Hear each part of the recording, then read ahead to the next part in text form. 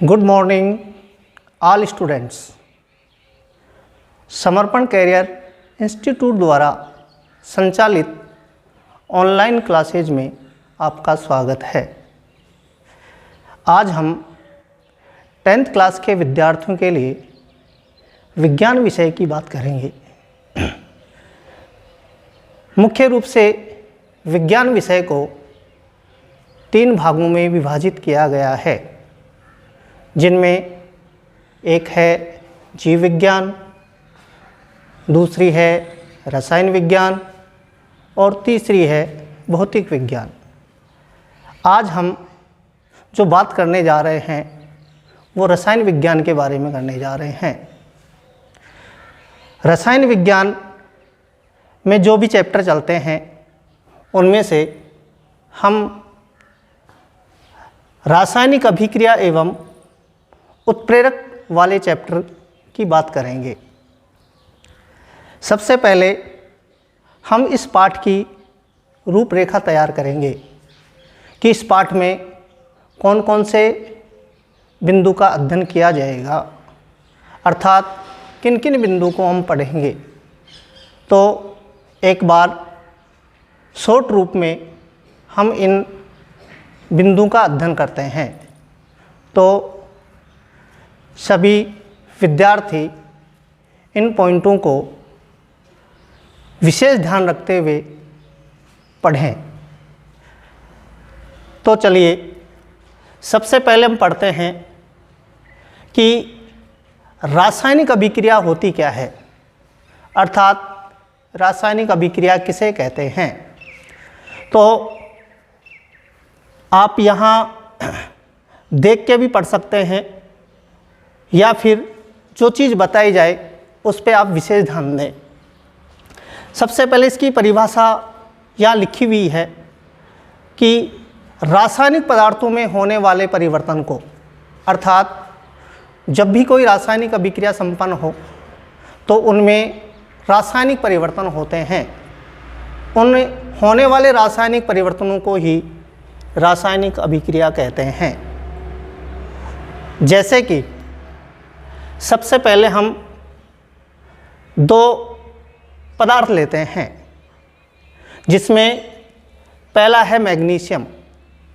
यदि इस मैग्नीशियम की हम ऑक्सीजन से क्रिया करवा दें तो ये दोनों आपस में क्रिया करके मैग्नीशियम ऑक्साइड का निर्माण करते हैं, अर्थात इन दोनों के रासायनिक गुण और इनके रासायनिक गुणों में परिवर्तन हो जाता है। अर्थात इधर वाले जो क्रिया कारक हैं, इधर बना जो भी उत्पाद है, ये दोनों रासायनिक अभिक्रियाओं में एक दूसरे से भिन्न रूप में पाए जाते हैं। अतः इसी को हम रासायनिक अभिक्रिया के नाम से जान सकते हैं। समझ में आया? फिर से सुने कि रासायनिक अभिक्रिया क्या होती है। तो हम शॉर्ट रूप में यही कह सकते हैं कि जब भी रासायनिक पदार्थों में कोई रासायनिक परिवर्तन होता है या होने वाला जो परिवर्तन, जिसमें रासायनिक के साथ भौतिक परिवर्तन भी हो सकते हैं, अर्थात उनकी अवस्थाएं भी चेंज हो सकती हैं, तो उसी को हम रासायनिक अभिक्रिया के नाम से व्यक्त कर सकते हैं। फिर हम चलते हैं, इसमें नीचे दूसरा एग्जाम्पल दे रखा है कि नाइट्रोजन और हाइड्रोजन। जब नाइट्रोजन व हाइड्रोजन दोनों आपस में क्रिया करते हैं तो एक अमोनिया गैस का निर्माण करते हैं। जब हम इनका अध्ययन करते हैं तो नाइट्रोजन के गुण हाइड्रोजन के गुण अमोनिया के गुणों से भिन्न रूप में पाए जाते हैं। इसलिए यहाँ पर रासायनिक अभिक्रिया संपन्न हो रही है, अर्थात इसको हम रासायनिक अभिक्रिया के नाम से जान सकते हैं। कुछ यहाँ नोट लिखे हुए हैं कि जब भी हम रासायनिक अभिक्रिया के बारे में पढ़ते हैं तो इन लिखे हुए नोटों पर विशेष ध्यान दें। सबसे पहला नोट लिखा हुआ है, रासायनिक अभिक्रिया को रासायनिक समीकरण के रूप में लिखा जा सकता है। अर्थात इस पाठ में हम रासायनिक समीकरण की भी चर्चा करेंगे, लेकिन अभी हम इसकी रूपरेखा पढ़ रहे हैं विस्तार से जब हम चर्चा करेंगे तो इस रासायनिक समीकरण की परिभाषा तथा रासायनिक समीकरण देने के जो नियम हैं उन सब का हम पूर्ण रूप से अध्ययन करेंगे। तो नोट में क्या लिखा हुआ था कि रासायनिक अभिक्रिया को रासायनिक समीकरण के रूप में लिखा जा सकता है। दूसरा दे रखा है, रासायनिक अभिक्रिया के दौरान यौगिकों के मध्य जो बंध बने होते हैं वो बंध टूटते हैं तथा उन टूटे हुए बंधों के स्थान पर नए बंधों का निर्माण होता है। जैसे कि ऊपर आपने पढ़ा है कि यहाँ नाइट्रोजन और हाइड्रोजन इन दोनों के बीच जब बंध बना है, ये बीच वाला बंध जब टूटेगा तो ये बंध टूट के नाइट्रोजन हाइड्रोजन से जब क्रिया करेगा तो एक नए बंध का निर्माण करेगा। अर्थात हम ये कह सकते हैं कि जो भी पुराने बंध होते हैं वो पुराने बंध टूट जाते हैं तथा पुराने बंधों के स्थान पर यहाँ पर नए बंधों का निर्माण होता है। ऑलराइट, आगे सुने। तीसरा नोट लिखा हुआ है कि रासायनिक पदार्थों के दौरान पदार्थों के भौतिक गुण एवं रासायनिक गुण परिवर्तित हो जाते हैं।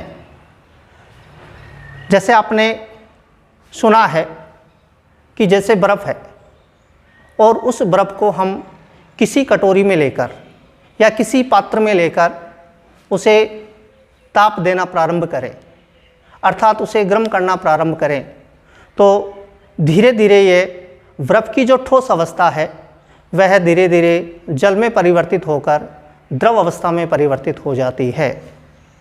अब यदि इसी द्रव अवस्था को हम और ज़्यादा गर्म करें तो यह जो द्रव अवस्था है या जो जल की मात्रा है वो धीरे धीरे वाष्प अवस्था या कह सकते हैं गैस अवस्था में परिवर्तित होती हुई चली जाती है। अर्थात यहाँ पर जो परिवर्तन आपको दिखाई दे रहा है वो परिवर्तन आपको भौतिक परिवर्तन के नाम से दिखाई देता है। अर्थात उसी परिवर्तन को हम भौतिक परिवर्तन कहते हैं, क्योंकि उसमें केवल उस पदार्थ की भौतिक अवस्था परिवर्तित होती है। लेकिन अगर उसके रासायनिक गुणों का हम अध्ययन करना चाहें तो वो रासायनिक गुण कभी उनके परिवर्तित नहीं हो सकते हैं। तो अगर इसके बारे में भी हम विस्तार से पढ़ें तो आगे हम इस पाठ में भौतिक परिवर्तन व रासायनिक परिवर्तन के जो बिंदु हैं उनको पढ़ते समय इसकी हम पूर्ण जानकारी प्राप्त करेंगे। अगला पॉइंट है, रासायनिक अभिक्रिया के दौरान क्रियाकारकों एवं क्रियाफलों के द्रव्यमान में कभी कोई परिवर्तन नहीं होता। अर्थात हम ये कह सकते हैं कि मान लो कोई रासायनिक अभिक्रिया संपन्न हो रही है और उस रासायनिक अभिक्रिया में कोई पदार्थ जितनी मात्रा में भाग लेता है तो उत्पाद बनने के पश्चात भी उसकी उतनी ही मात्रा बनी रहती है। अर्थात उनकी मात्राएं कभी भी परिवर्तित नहीं होती, अर्थात उनकी मात्राएं दोनों ओर हमेशा बराबर रूप में पाई जाती हैं। जैसा कि हमने एक एग्जाम्पल लिया है कि CaCO3 जिसको हम कैल्शियम कार्बोनेट कहते हैं, क्या कहते हैं? Calcium carbonate. यदि हम इस कैल्शियम कार्बोनेट को गर्म करें, जैसे हम कैल्शियम कार्बोनेट को गर्म करते हैं तो ये मुख्य रूप से दो भागों में टूट जाता है, जिसमें एक बनता है CaO, दूसरा बनता है CO2। इसको हम कैल्शियम ऑक्साइड कहते हैं तथा इसके बारे में सब जानते हैं कि ये एक वायुमंडल में पाई जाने वाली वह गैस है जिसको पौधे प्रकाश संश्लेषण की क्रिया में काम में लेते हैं, जिसको हम कार्बन डाइऑक्साइड कह सकते हैं। कौन सी गैस कह सकते हैं? Carbon dioxide. ठीक है। यदि हम गैसीय अवस्था की स्थिति को देखा जाए तो याद रखना इसको तीर का नोक ऊपर करके दर्शाया जाता है, क्योंकि गैसीय पदार्थ जब भी बनते हैं तो ये वायुमंडल में जाकर विलीन हो जाते हैं, इसलिए इसको तीर की नोक ऊपर करके दर्शाया जाता है। यहाँ देखिए, कि हम देखते हैं कैल्शियम कार्बोनेट जब अभिक्रिया में भाग लेता है तो इसकी कुल मात्रा कितनी ग्राम दे रखी है? 100 ग्राम। कितनी ग्राम है? 100 ग्राम। कैसे निकाले 100 ग्राम? सबसे पहले हम यहाँ देखेंगे कि इसमें कौन कौन से परमाणु भाग ले रहे हैं। सबसे पहला एक कैल्शियम है, एक कार्बन है, 3 परमाणु किसके हैं? ऑक्सीजन के। परमाणु की पहचान कैसे की जाती है कि जो भी परमाणु लिखे हुए हैं, जो भी तत्वों के प्रतीक लिखे हुए हैं, उनके नीचे जो संख्या लिखी होती है वो संख्या उनकी परमाणु संख्या कहलाती है। क्या कहलाती है भाई? परमाणु संख्या। यहाँ देखिए कैल्शियम, कैल्शियम के नीचे कुछ नहीं लिखा हुआ है, अतः यहाँ परमाणु कितना है? 1। कार्बन के नीचे कोई संख्या नहीं लिखी हुई है, इसलिए इसके परमाणु की संख्या भी कितनी है? 1। ऑक्सीजन परमाणु के नीचे कितने लिखी हुई है? 3। तो हम ये कह सकते हैं कि यहाँ ऑक्सीजन के कितने परमाणु भाग ले रहे हैं? 3। सबसे पहले हमें इनके परमाणु की जानकारी होनी चाहिए कि कोई भी रासायनिक पदार्थ रासायनिक अभिक्रिया में भाग लेते हैं तो उसमें कितने परमाणु भाग लेते हैं। अब अगर हमें परमाणु की जानकारी प्राप्त हो गई तो अब हमें क्या करना चाहिए कि इनके कुल द्रव्यमान की भी गणना होनी चाहिए, अर्थात इनके कुल द्रव्यमान की भी जानकारी होनी चाहिए। कि जैसे हम देखते हैं कि कैल्शियम का कुल द्रव्यमान सदैव कितना होता है? 40। कार्बन का कुल द्रव्यमान कितना होता है? 12। ऑक्सीजन का कुल द्रव्यमान कितना होता है? 16। इसलिए हम क्या करते हैं, इसके कुल द्रव्यमान को उनके परमाणु से गुणा करके उन सबको आपस में जोड़ के जो मान प्राप्त किया जाता है वह उस पदार्थ का कुल भार कहलाता है। क्या कहलाता है भाई? कुल भार। जैसे हमने देखा कि यहाँ कैल्शियम का परमाणु कितना था? 1। हमने 1 को कितने से गुणा किया? 40। क्यों किया? क्योंकि कैल्शियम का द्रव्यमान कितना है? 40 है। यहाँ देखें कि यहाँ देखो कार्बन के परमाणु की संख्या कितनी है? 1। द्रव्यमान संख्या भी आपको बताई थी कितनी होती है? 12। यदि हम इसको गुणा करें, किसको? कार्बन के परमाणु को उनके द्रव्यमान से। यहाँ देखें ऑक्सीजन के परमाणु कितने हैं? 3, जबकि इसका द्रव्यमान कितना होता है? 16। ये एक ही परमाणु का द्रव्यमान है। 16 कितने परमाणु का द्रव्यमान है? 1। इसलिए एक परमाणु का द्रव्यमान 16 है, इसलिए 3 परमाणु का द्रव्यमान कितना होगा? 3 × 16। जब गुणा करते हैं तो यहाँ 40 + 12 + 48, अर्थात इसका कुल भार कितना हो गया? 100 ग्राम। कितना ग्राम हुआ भाई? 100 ग्राम। ठीक है। जैसे ही अभिक्रिया संपन्न हुई तो यहाँ पर बना कैल्शियम ऑक्साइड और कार्बन डाइऑक्साइड। यदि हम इनका कुल द्रव्यमान निकालें तो क्या हो जाएगा? यहाँ कैल्शियम का परमाणु कितना है? 1। अभी बताया द्रव्यमान कितना होता है? 40। कितना होता है? 40 प्लस ऑक्सीजन का यहाँ परमाणु कितना है? 1। एक परमाणु पे कुल द्रव्यमान कितना होता है? 16, इसलिए इसको लिखा 1 × 16। प्लस आगे चलते हैं, यहाँ कार्बन का परमाणु कितना है? 1। कार्बन के परमाणु का द्रव्यमान कितना होता है? 12। प्लस यहाँ ऑक्सीजन के परमाणु कितने हैं? 2। एक परमाणु का द्रव्यमान कितना? 16, इसलिए 2 परमाणु का द्रव्यमान कितना हो जाएगा? 2 × 16। यहाँ तक कोई समस्या नहीं आनी चाहिए मेरे हिसाब से। अगर ध्यान से पढ़ा जाए तो ये एक साधारण सी चीज़ें हैं जिसको हम एक नॉर्मल वे में क्या कर सकते हैं? समझ सकते हैं। अब हम इसको गुणा करें तो 40 को 1 से गुणा किया तो कितना हुआ? 40। 16 को 1 से गुणा किया तो कितना हुआ? 16। 12 को 1 से गुणा किया? 12। 16 को 2 से गुणा किया? 32। यदि इनका हम योग करते हैं तो याद रखना इनका योग भी कुल कितना होता है? 100 ग्राम। कितना ग्राम होता है भाई? 100 ग्राम। ठीक है। इसलिए हमने देखा कि जब भी कोई क्रियाकारक अभिक्रिया में भाग ले रहा था कितना ग्राम ले रहा था? 100 ग्राम। कितना ग्राम ले रहा था भाई? 100 ग्राम। जैसे ही अभिक्रिया संपन्न हुई और उससे क्या बने? उत्पाद। क्या बने भाई? उत्पाद। उन उत्पादों का कुल भार भी कितना ग्राम हुआ? 100 ग्राम। कितना ग्राम हुआ? 100 ग्राम। इसलिए पॉइंट क्या कह रहा है कि रासायनिक अभिक्रिया के दौरान क्रियाकारकों एवं क्रियाफलों के कुल द्रव्यमान में कभी कोई परिवर्तन नहीं होता। ठीक है, ये रासायनिक अभिक्रिया की क्या हुई परिभाषा।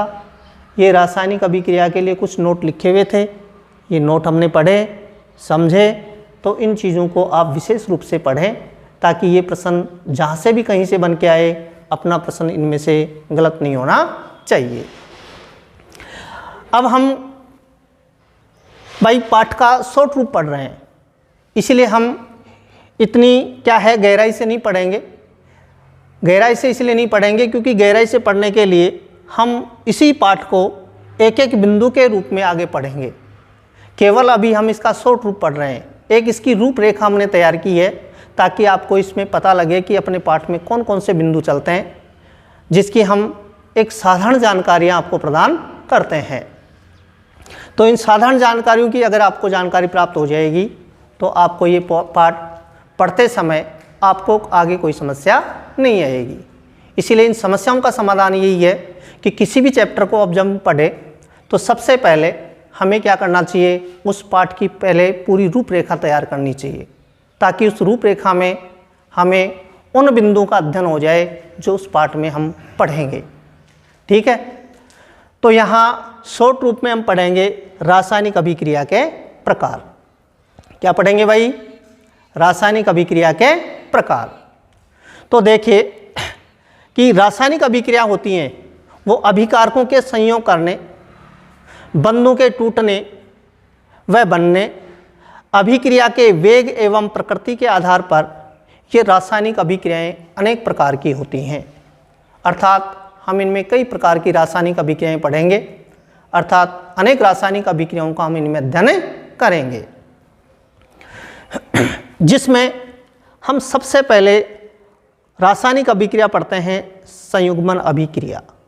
कौन सी पढ़ते हैं, संयुग्मन अभिक्रिया। काफ़ी बार पेपर में जब प्रश्न पूछा जाता है तो संयुग्मन अभिक्रिया लिखी हुई आ जाती है, तो हम समझ जाते हैं कि हमने पढ़ा है। लेकिन इसी अभिक्रिया को एक अन्य नाम से जाना जाता है जिसका नाम है संयोजन अभिक्रिया। क्या कह सकते हैं भाई, संयोजन अभिक्रिया।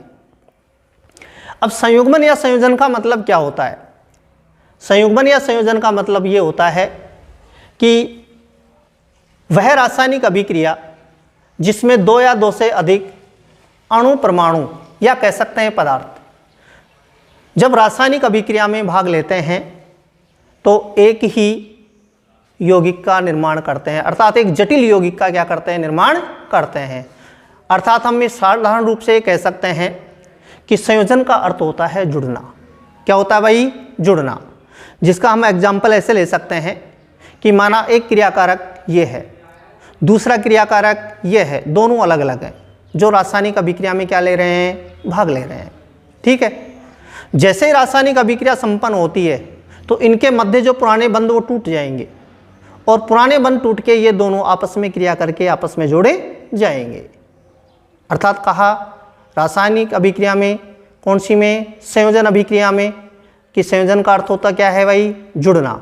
अर्थात ये जुड़कर एक ही क्या करते हैं, जटिल यौगिक का क्या कर देते हैं, निर्माण कर देते हैं। अतः ऐसी अभिक्रिया को हम संयोजन या संयुग्मन अभिक्रिया कहते हैं। फिर हम आगे चलते हैं कि संयुग्मन अभिक्रिया या संयोजन अभिक्रिया, जैसे पहले ये देख लेते हैं, इसमें कुछ एग्जाम्पल दे रखे हैं अपने। जैसे हमने एग्जाम्पल लिखा, एक क्रियाकारक ए, दूसरा क्रियाकारक क्या है भाई, बी। ये दोनों क्रियाकारक जब रासायनिक अभिक्रिया में भाग लेते हैं तो एक ही जटिल यौगिक का क्या कर रहे हैं, निर्माण। जैसे कि यहाँ देखें, एक परमाणु क्या है भाई, सोडियम, एक परमाणु क्या है, क्लोरीन। जब सोडियम और क्लोरीन जब आपस में क्रिया करते हैं तो एक जटिल यौगिक जिसको हम कहते हैं NaCl, जिसको आप हमेशा अपने भोज्य पदार्थ के रूप में काम में लेते हैं। प्रत्येक विद्यार्थी को ये जानकारी होनी चाहिए कि जो हम भोज्य पदार्थ के रूप में जो लवण काम में लेते हैं उसको हम साधारण नमक कहते हैं, जिसका रासायनिक नाम क्या होता है, सोडियम क्लोराइड। क्या होता है भाई, सोडियम क्लोराइड, जिसको हम NaCl के रूप में लिखते हैं। किसके रूप में लिखते हैं, NaCl के रूप में। तो यहाँ देखो सरल अणु परमाणु कह सकते हैं या यौगिक पदार्थ कह सकते हैं, यौगिक तो नहीं कह सकते, पदार्थ कह सकते हैं। ये जब आपस में क्रिया कर रहे हैं तो ये आपस में क्रिया करके एक जटिल यौगिक का क्या कर रहे हैं, निर्माण। इसीलिए इस अभिक्रिया को हम संयोजन या संयुग्मन अभिक्रिया कह सकते हैं। कौन सी अभिक्रिया कह सकते हैं, संयोजन या संयुग्मन अभिक्रिया। अब इसमें आगे बढ़ते हैं हम। देखो क्या पढ़ते हैं कि आपकी 10th क्लास की किताबों में यहीं आकर क्या है, यह अभिक्रिया समाप्त हो जाती है। लेकिन हम आगे पढ़ते हैं तो ये संयुग्मन या संयोजन अभिक्रिया को 2 भागों में विभाजित करके फिर इसका अध्ययन किया जाता है। अर्थात हम ये कह सकते हैं कि संयुग्मन या संयोजन अभिक्रिया को मुख्यतः 2 भागों में बांटा जाता है, जिसमें पहला भाग है अकार्बनिक संयुग्मन या फिर कहें अकार्बनिक संयोजन। दूसरा कौन सा है, कार्बनिक संयुग्मन या कार्बन संयोजन। ठीक है ना। अब यहाँ पढ़ते हैं कि अकार्बनिक संयोजन क्या होता है। अकार्बनिक संयोजन का मतलब होता है कि वह संयोजन अभिक्रिया, जब हम संयोजन के क्या है प्रकार पढ़ रहे हैं तो परिभाषाएं यहीं से प्रारंभ होनी चाहिए कि वह संयोजन अभिक्रिया जिसमें जो भी क्रियाकारक अभिक्रिया में भाग लें और एक जटिल यौगिक का निर्माण करें तो उसमें कार्बन परमाणु अनुपस्थित होना चाहिए। अर्थात उसमें कार्बन परमाणु उपस्थित नहीं होना चाहिए। अर्थात परिभाषा के रूप में हम ऐसे लिख सकते हैं कि वह संयोजन अभिक्रिया जो कार्बन परमाणु की अनुपस्थिति में पूर्ण होती है, ऐसी अभिक्रिया को हम कौन सी अभिक्रिया कह सकते हैं, अकार्बनिक संयोजन अभिक्रिया। कौन सी अभिक्रिया कह सकते हैं, अकार्बनिक संयोजन अभिक्रिया। जैसे एग्जाम्पल के लिए ले हम कि यहाँ हमने सल्फर और इसकी क्रिया करवाई हमने ऑक्सीजन से। बताइए कहीं कार्बन तो नहीं है ना। यहाँ एक परमाणु किसका है, सल्फर का, एक किसका है, ऑक्सीजन का। कार्बन यहाँ क्या है भाई, अनुपस्थित। जैसे ये क्रिया करते हैं एक उत्पाद बना देते हैं SO2, तो यहाँ जो अभिक्रिया संपन्न हो रही है वह कार्बन की अनुपस्थिति में पूर्ण हो रही है। अतः कार्बन परमाणु की अनुपस्थिति में अभिक्रिया संपन्न होने के कारण इस अभिक्रिया को हम अकार्बनिक संयोजन अभिक्रिया के नाम से जानते हैं। ऐसे ही दूसरा उदाहरण ले लेते हैं कि जैसे हमने मैग्नीशियम की क्रिया किससे करवाई, ऑक्सीजन से, तो भी क्या बना, MgO। अर्थात मैग्नीशियम की क्रिया ऑक्सीजन से क्रिया करवाते हैं, मैग्नीशियम ऑक्साइड बनता है। यहाँ देखें, यहाँ एक परमाणु क्या है, मैग्नीशियम, दूसरा क्या है, ऑक्सीजन।